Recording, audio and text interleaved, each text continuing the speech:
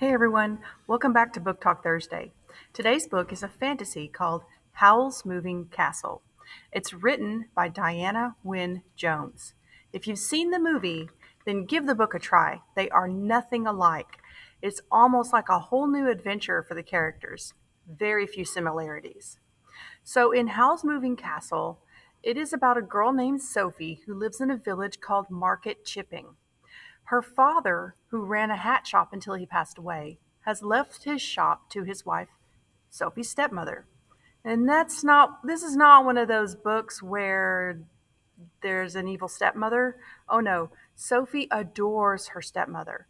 However, her stepmother decides it would be best if all three of her daughters go out and find their way in the world.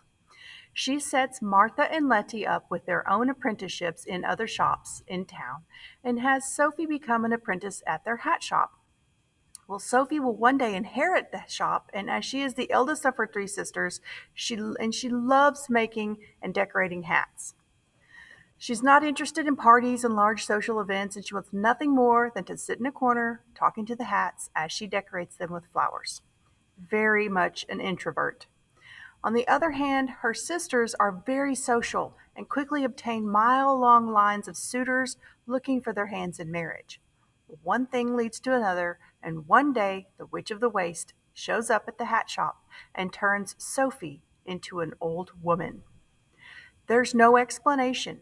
Sophie is just so confused and embarrassed that she leaves the shop and her home before her stepmother can see what has happened to her.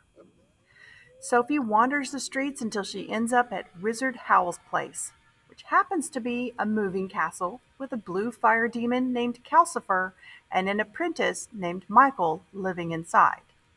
Howl, Calcifer, and Michael are unsure of what to think of this old woman who now lives in their home. Sophie's arrival unravels all of their lives, in which they embark on an unforgettable adventure. Howl's Moving Castle is a wonderful fantasy where anything can truly happen. This book was suggested to me by a student, and I probably wouldn't have read it had she not told me how wonderful and relatable it was for her. I mean, look at the cover. You know me, I am a sucker for a great cover, and this one just doesn't have it. However, I gave it a try, and guess what? I found it to be bewitching and funny, and I loved it. So here's proof that you shouldn't judge a book by its cover. I recommend this book for those who enjoyed Coraline by Neil Gaiman, Seraphina and the Black Coat by Robert Beatty, or The House in the Cerulean Sea by T.J. Klune. This book is available in the Barbers Hill High School Library. Stop by and check out a copy. See you next Thursday.